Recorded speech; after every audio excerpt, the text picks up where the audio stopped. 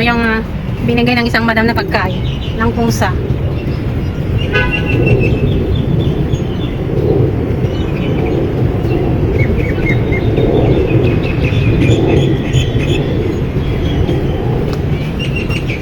Ito guys, oh. Ang dilim naman kasi ng camera. O, diba? Ang dami. Ang dami guys, bawat pag siya siguro naglagay ng mga pinggan ng pusa, nilagay niya dito. Ayun yung brown at saka yung tapos doon. Alam niyo guys, maraming mababait na tao at saka tunay na mayayaman. At tunay talaga na mababait na kahit mga animalis sa binibigyan ng importansya or oras guys. Guys, yung kahit hindi nagbi-video, hindi pinapakita guys, pero ayan, binigyan niya ang dami-dami. Ang dami pa doon, oh.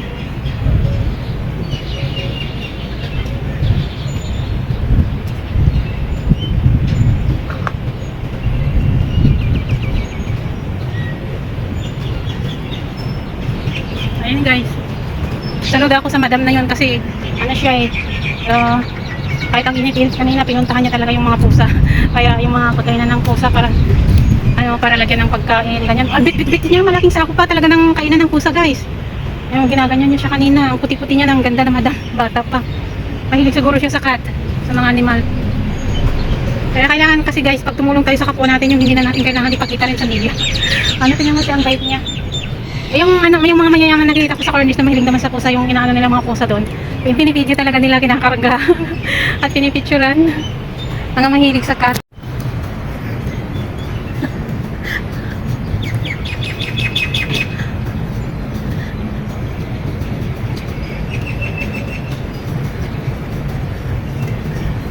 Ganito ang gawin natin pagkatapos kumain. Meron namang 15 minutes na eh.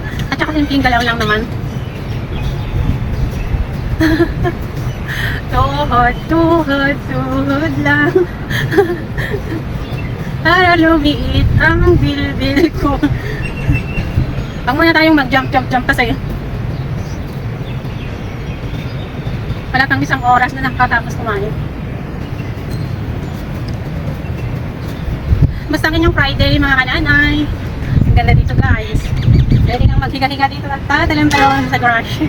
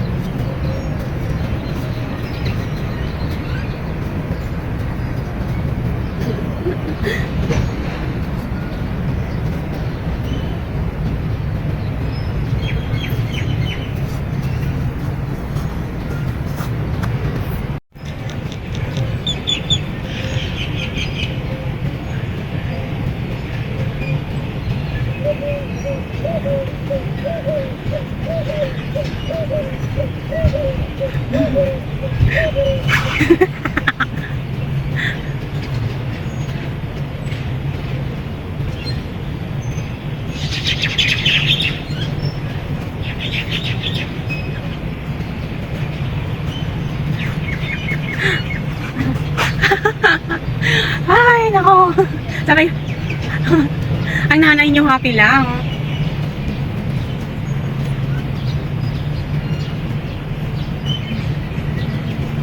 Di ba meron yung abante, abante, atras, atras. Abante, abante, atras, atras. Abante, abante. Kaya na natatuwi. Oh, di ba guys? Abante, abante, abante, abante, atras, atras.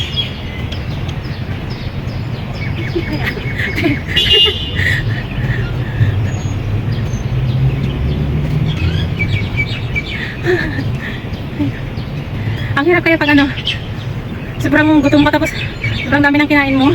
Ang hirap huminga. Abante, abante, atras, atras. Abante, abante, atras, atras. Sayaw naman yun.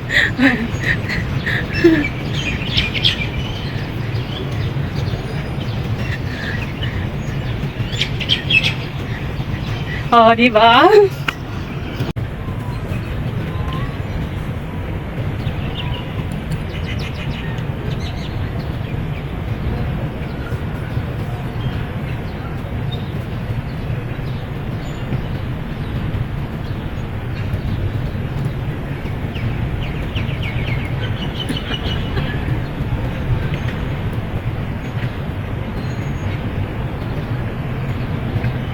eating.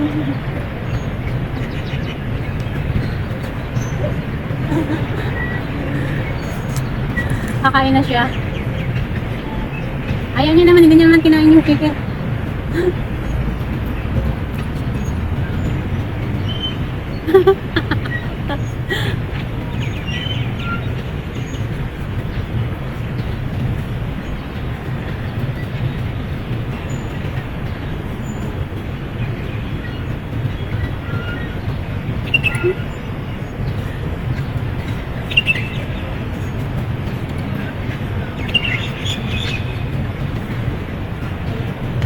Yung mga chips, nagsilabasan na. Laki ng braso ko.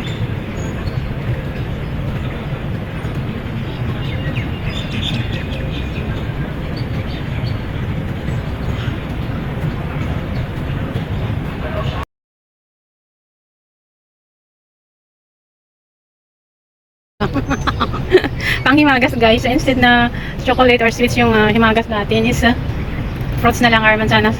Grabe yung, umitim talaga ako, grabe na linusot ko kasi yung init kanina.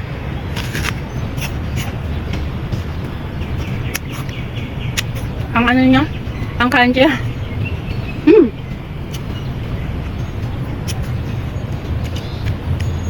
Nabusog ako sa kanin ko. May 2 eggs pa ako dun. Na organic eggs.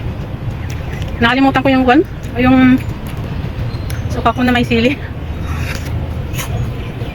Naisip ko kasi yun masarap siya kanina, parang kwek-kwek lang din. Pero meron na akong period. Kaya dalhin ko kaya itong suka. Sabi ko hindi. Pag na nga lang. Sabi ko pati asin nakalimutan ko. Nilaga pa naman.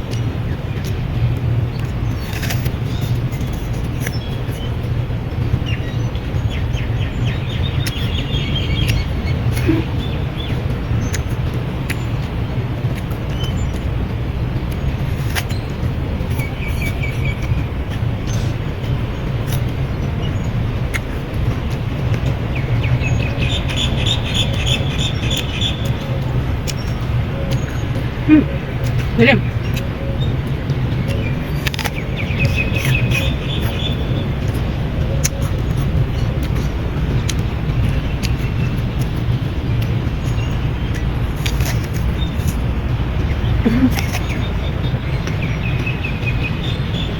Ang gutom.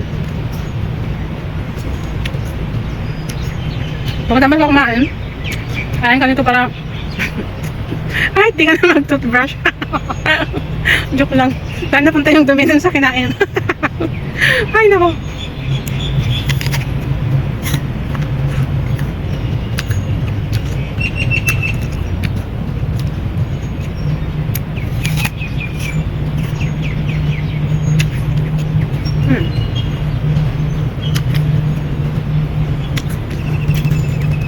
Ay, ganun lang sana na bahay, guys, oh. Kahit ganun na. Ang laki niya, ang laki guys. Sana all. Ang ganda ng style yan. May paganyan pa siya. Hindi naman masama ang mga harap, di ba? Ganda ng bahay na yan. Ang dami yung picture na dyan, ang lawak niya. Parang hacienda. Ayan lang yan ang nakikita nyo, pero may karakter siyang ganyan. May paganyan. Laki ng gate. Siguro ba ng araw may magpapatayo pa dyan sa ano niya kasi ang lawak pa. Nasa gilid talaga siya ng dagat. Dagat talaga yung tanawin niya. Masarap kasi siguro magpatayo ng bahay sa gilid ng dagat, ano? Kaya tayo guys, huwag tayong mawalan ng pag-asang mangarap. Mangarap lang tayo ng mangarap hanggat gusto nating mangarap. Wala namang masamang mangarap eh. Kung matupad, aday, thanks to God. Basta pag nangangarap ka, sabayan mo ng dasal, kilos at gawa. Hindi lang yung hanggang imagination ka lang. Pero kasi lahat naman tayo pag gusto natin at nagsusumikap tayo ay nagkakaroon. Yun nga lang, hindi para sa atin ay tanggapin natin, wag natin ipilit kasi may mga bagay na hindi para sa atin, ganyan guys. Iwas tayo ng may kapal. Pero kung hanggang mangarap ka lang naman ng mangarap para kumanda-kanda lang palagi yung lagi mong iniisip ganyan, hindi naman masama yan. Mangarap ng mangarap. kaysa naman wala kang pangarap. Naku, ewan ko lang. Kung wala ka naman kasing pangarap, wala. gasto doon, gasto dyan, laka doon, pasyal doon, kasi dyan, walang mangyari. Buti lang kung mag-isa ka lang mag-isa ka lang, wala kang family, anak, ganyan, no, di ba guys? Kaya, ang harap. Sige, ang ganda guys, ang haba-haba niyan. Kumusta kayong lahat? Kumusta ang lahat-lahat, mga kananay, mga ka-OFW? Ganito lang tayo. Pag ganyan, pak! Ang dilim naman. Pak!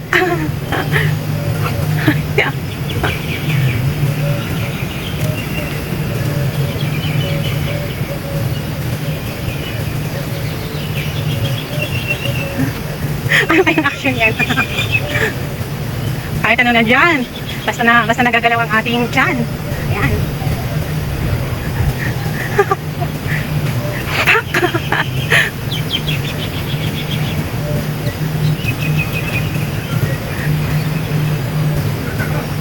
Ala.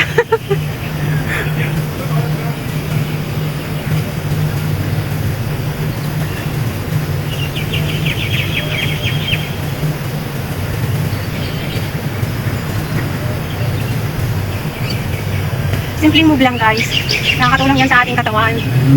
Okay, yung yung nagagani-ganito, ay nako. Mas maganda na yung nagagani-ganito kayo, nagbibideo-video ng ganito kaysa kung ano-ano pinagagawa sa video.